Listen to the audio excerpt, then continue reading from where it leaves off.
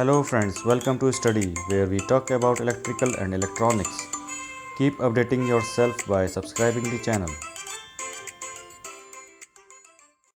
Now phasor representation or graphical representation of alternating quantity. As you already know, alternating quantities जैसे alternating voltage और alternating current है, ये assume किया गया था कि ये दोनों quantities साइन लॉ को फॉलो करते हैं और जनरेटर्स की डिज़ाइनिंग भी एज्यूम करी गई थी कि जो ईएमएफ जनरेट होता है वो भी साइनोसॉइडल वेवफॉर्म जनरेट करता है, दैट मीन्स साइन लॉ को फॉलो करता है।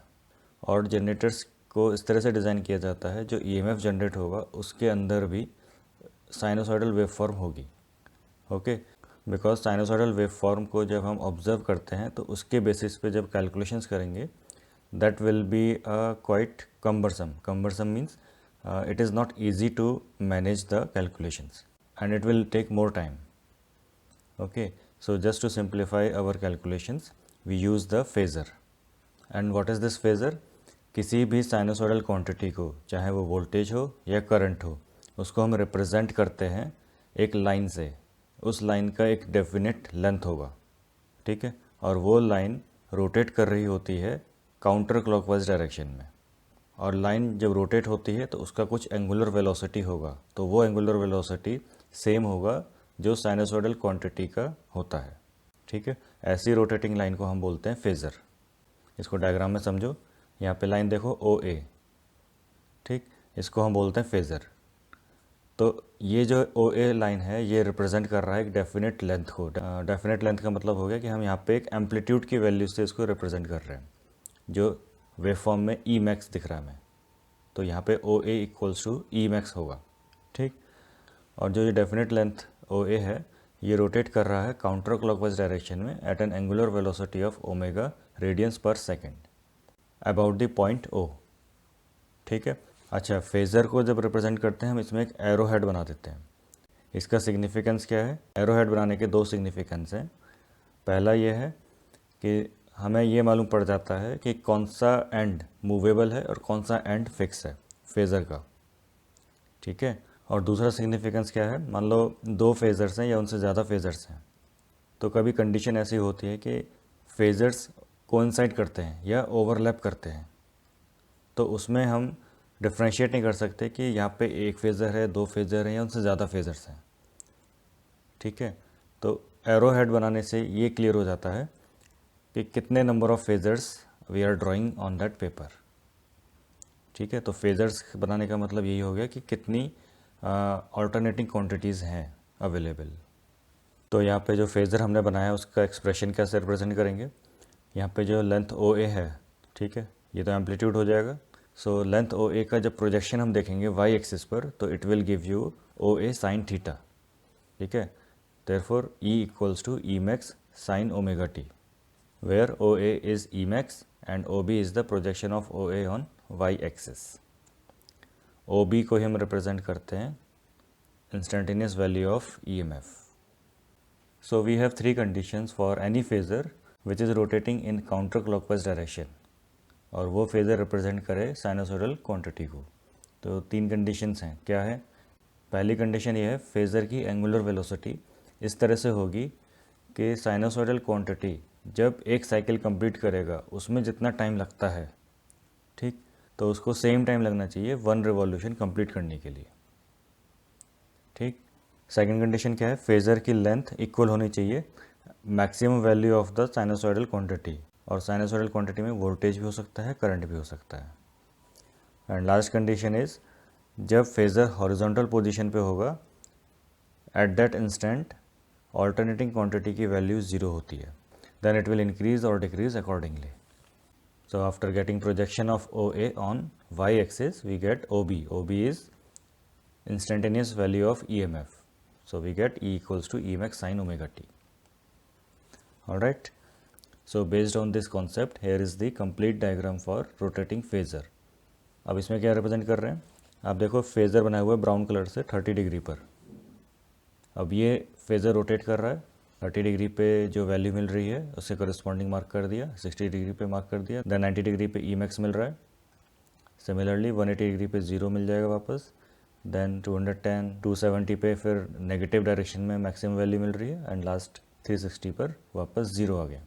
तो एक कंप्लीट साइकिल आप देख रहे हो गई और फेज़र ने भी एक रिवॉल्यूशन कंप्लीट कर लिया।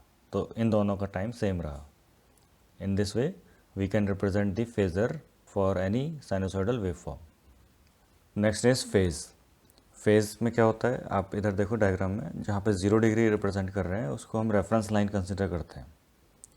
और जब फेज़र एक कंप्लीट रिवॉल्यूशन कर लेता है उसको हम वन टाइम पीरियड बोलते हैं।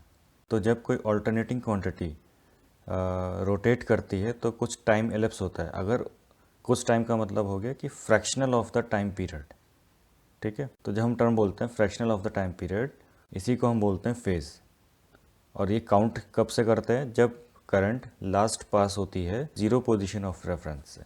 तो फेज़ क्या हुआ, it's the fraction of time period of that alternating quantity that has ellipsed since the current last passed through the zero position of reference. Next is phase angle. phase angle में क्या होता है, कोई भी alternating quantity को हम phasor से represent करते हैं तो वो फेज़र एक एंगल बनाता है रेफरेंस लाइंस के रेस्पेक्ट में। तो जितना एंगल बनाता है that will be the phase angle.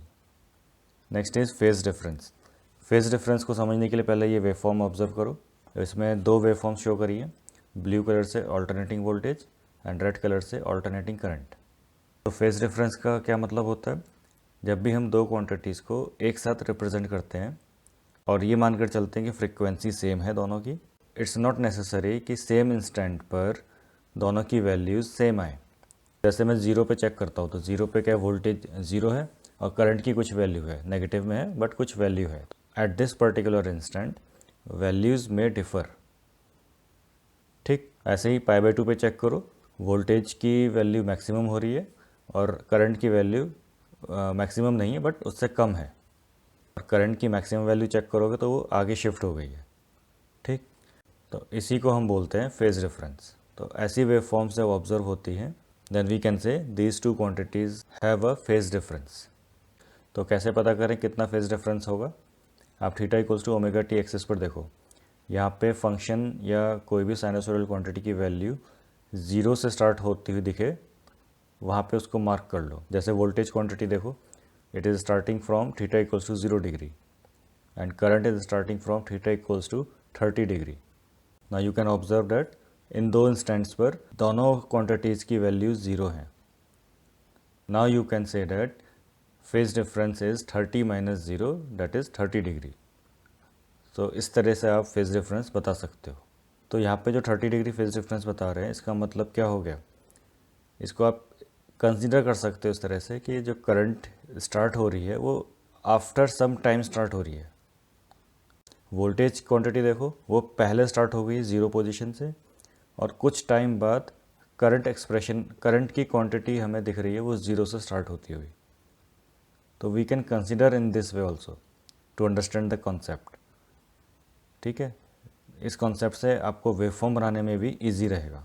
ठीक है, तो on this basis we can represent the expression. तो मैं यहाँ पे जो एक्सप्रेशन रिप्रेजेंट कर सकता हूँ तो v equals to V M sine omega t and i equals to I M sine omega t minus 30 degree. इस तरह से मैं रिप्रेजेंट करूँगा। Okay, let's take few cases.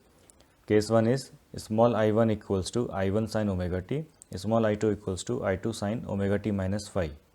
Now you can clearly understand, यहाँ से I2 जो मिल रहा है मुझे वो कुछ डिले के बाद स्टार्ट हो रहा है, यानी उसमें जो फेज़ डिफरेंस आ रहा है दोनों में I1 I2 में वो 5 एंगल का डिफरेंस आ रहा है। इसका वेव फॉर्म कैसे बनेगा, I1 का वेव फॉर्म दिख रहा है आपको, I2 का वेव फॉर्म चेक करो वो आफ्टर सम एंगल 5 स्टार्ट हो रहा है। I1 चेक करो आप, ज़ीरो से स्टार्ट हो रहा है, I2 चेक करो कुछ एंगल 5 के बाद स्टार्ट हो रहा है wave form. Okay, so there is the phase difference of 5 और क्योंकि I2 लेट स्टार्ट हो रहा है तो हम उसको दिखाएंगे कि I2 is lagging behind I1। तो फेज़र में कैसे रिप्रेजेंट करने वाला हूँ, स्मॉल I1 का जो फेज़र होगा उसको मैं रेफरेंस मान के चल रहा हूँ। तो फेज़र के लिए मैक्सिमम वैल्यू हम कंसिडर करते हैं, तो एक हॉरिजॉन्टल एरो बनाएंगे I1 का, ठीक, और जो I2 के लिए फेज़र बनेगा वो लैगिंग बनाएंगे हम। तो I2 का कैसे बनेगा, जो लैग कर रहा है फाई एंगल से, इस तरह से। तो इस डायग्राम में देखो O A is the I1 and O B is the I2 which is lagging behind O A, right, और in other words I1 is leading to I2, ठीक है। Now second case is small I1 equals to I1 sine omega t, small I2 equals to I2 sine omega t, ठीक है। I1 I2 की values अलग अलग हैं, तो जो वेव फॉर्म बन रही है कुछ इस तरह से बन रही है। Now here you can see दोनों वेव फॉर्म्स ओरिजिन O से स्टार्ट हो रही हैं, क्योंकि I1 I2 की मैग्नीट्यूड वैल्यूज़ अलग हैं, तो उसके अकॉर्डिंगली हमने एम्पलीट्यूड बना रखा है। एक में I1 मैक्स दिखाया, एक में I2 मैक्स दिखाया, ठीक। क्योंकि फेज़ डिफरेंस 0 है तो फेज़र कैसे बनेगा, कोइंसाइड करेंगे दोनों फेज़र्स, ठीक है। और मालूम कैसे पड़ेगा दोनों कोइंसाइड कर रहे हैं, उनको हम एरो हेड से रिप्रेजेंट करते हैं, और डेफिनेट लेंथ के होंगे दोनों, उससे मालूम पड़ जाएगा। तो इधर देखो, let's consider I1 as reference, तो पहले I1 बनाओगे, उसके बाद I2 बना दोगे, clear. Case 3 is small I1 equals to I1 sine omega t, small I2 equals to I2 sine omega t minus 180 degree. तो इसकी वेव फॉर्म चेक करो। अब आपको पता चल रहा है फेज डिफरेंस कितना है यहाँ पे, माइनस 180 डिग्री का। डैट मीन्स I2 की वेव फॉर्म इन्वर्टेड होगी I1 के, और दोनों वेव फॉर्म में डिफरेंस क्या है, एम्पलीट्यूड का, ठीक। तो I1 की वेव फॉर्म देखो ओरिजिन से स्टार्ट हो रही है, I2 की वेव फॉर्म भी ओरिजिन से स्टार्ट हो रही है, बट फेज डिफरेंस 180 का, तो इसलिए फेज़र भी क्या होंगे, दोनों अपोजिट डायरेक्शन में बनेंगे, ठीक है। तो I1 इस तरह से बनाएंगे और 180 डिग्री पर I2 बना देंगे, तो that means I1 is in phase opposition with I2 और vice versa, okay. Thank you for watching. You may spread the knowledge by sharing the link, and for more updates please subscribe the channel.